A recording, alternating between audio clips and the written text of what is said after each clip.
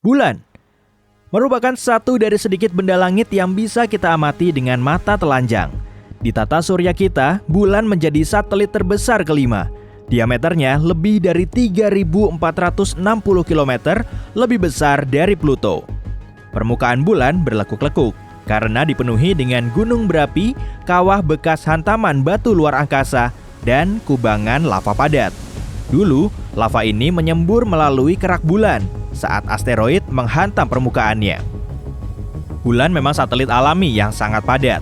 Densitasnya ini cuma terkalahkan oleh Io, bulan Jupiter. Inti dalamnya berupa besi padat. Ukurannya kecil, cuma 1-2% dari total masanya. Diameter maksimumnya juga tidak sampai 676 km. Lapisan ini diselimuti inti luar yang berwujud besi cair. Kemudian ada mantel setebal 1.300 km. Bahan penyusunnya berupa batuan yang kaya magnesium dan besi. Di lapisan luarnya lagi terdapat kerak bulan dan tebalnya 67 km. Nah, kalau lapisan terluarnya setebal 10 km. Di sana-sini terdapat banyak sekali lubang akibat hantaman objek luar angkasa selama jutaan tahun. Permukaan bulan terdiri dari oksigen, silikon, magnesium, besi, kalsium, aluminium, dan sedikit unsur lain. Lubang hitam termasuk objek di alam semesta yang paling misterius. Tarikan gravitasinya sangat kuat. Semua benda tidak bisa lolos dari cengkramannya, termasuk cahaya. Jadi, ya wajar saja kita tidak akan tahu rupa dalamnya. Meski begitu, para ilmuwan telah berhasil menangkap foto gas berdensitas tinggi di sekitar lubang hitam.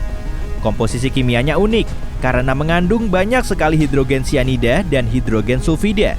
Penemuan ini bisa memudahkan para astronom dalam menemukan lubang hitam yang tersembunyi di balik debu.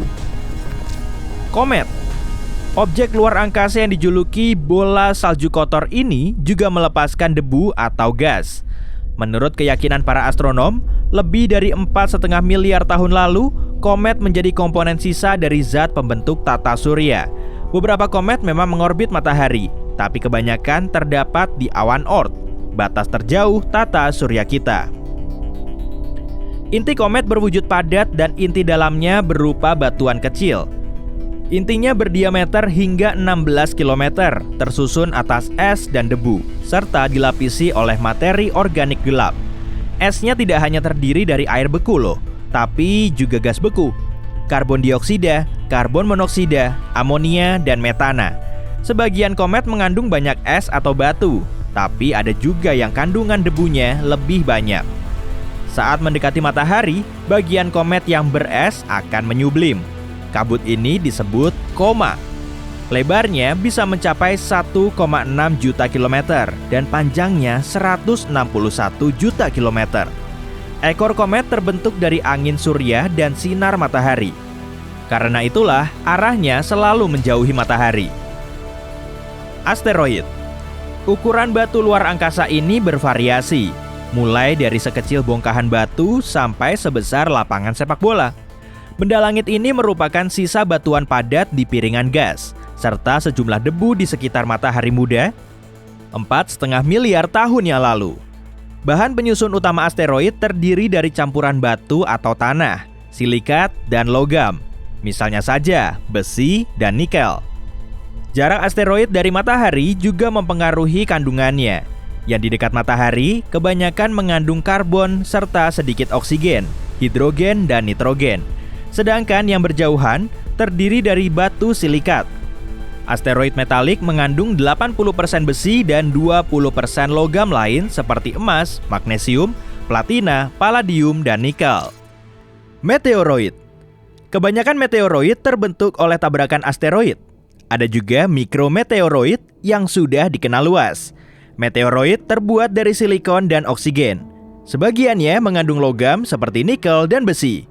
Meteoroid ini padat sehingga lebih berat, sedangkan meteoroid berbatu jauh lebih rapuh dan ringan. Katai putih. Saat kehabisan hidrogen sebagai bahan bakarnya, matahari akan berubah menjadi katai putih. Sebelum materinya benar-benar habis, bintang cuma akan menyisakan inti dalam yang panas. Suhunya mencapai 10.000 derajat Celcius. Kemudian, katai putih akan mulai dingin. Proses ini berlangsung selama bermiliar-miliar tahun, dan anehnya, bintang ini akan semakin berat kalau ukurannya semakin kecil. Gravitasi di dalam katai putih terus menghimpit materi, sehingga elektronnya saling bertumbukan dan berjejalan. Proses ini terus berjalan hingga semua celahnya tertutup. Akibatnya, berat sesendok materi katai putih bisa melebihi 5 ton atau seberat 1 gajah. Para astronom memperkirakan diameter keraknya tak sampai 48 km di bawah atmosfer. Bagian dasarnya kemungkinan berupa lapisan kristal dari atom oksigen dan karbon. Raksasa gas. Tidak seperti planet berbatu yang terdiri dari logam dan mineral silikat, bahan utama raksasa gas ya sudah pasti gas, sehingga umumnya lebih besar dari benda langit lain. Yang paling terkenal di tata surya kita misalnya Saturnus dan Jupiter. Bagian intinya bisa berupa bola lelehan batu padat, cair, atau inti logam. Tanpanya, raksasa gas tidak bisa terbentuk. Tapi sebagian besar massa planet tersusun atas gas yang mengelilingi intinya.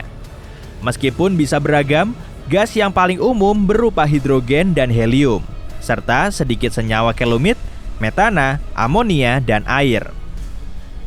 Permukaan raksasa gas tidak padat, hanya saja semakin keluar, kepadatan atmosfernya akan menurun. Di lapisan tertentu, bahkan bisa menjadi cair. Pulsar. Objek berbentuk bola ini biasanya seukuran satu kota besar, tapi masanya lebih berat dari matahari. Pulsar sering terlihat seperti bintang berkedip, nyala, mati, nyala, mati. Kedipannya kelihatan teratur, tapi sebenarnya pulsar tidak berkedip.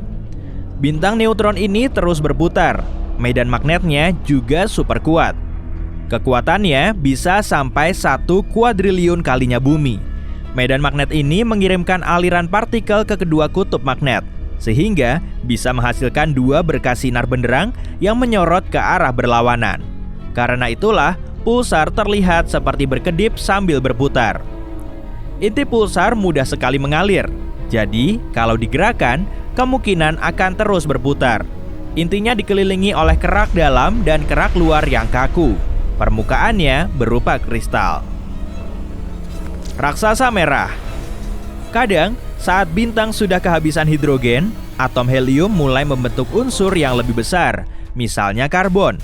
Akibat tekanan ini, intinya runtuh ke dalam, dan lapisan luarnya menjadi dingin lalu tersebar. Bintang ini membesar, dingin, dan berwarna merah. Tapi, saat runtuh oleh gravitasi, lapisan luarnya akan memanas. Kalau suhu di sekeliling intinya memanas, bintang ini akan mendapat sumber energi baru. Intinya bahkan lebih panas lagi. Bagian luarnya membesar dan terbentuklah raksasa merah. Inti dalam bintang ini terdiri dari besi. Ada selapis nitrogen, oksigen, dan karbon yang mengelilinginya. Kemudian kerak helium dan mantel luar dari hidrogen.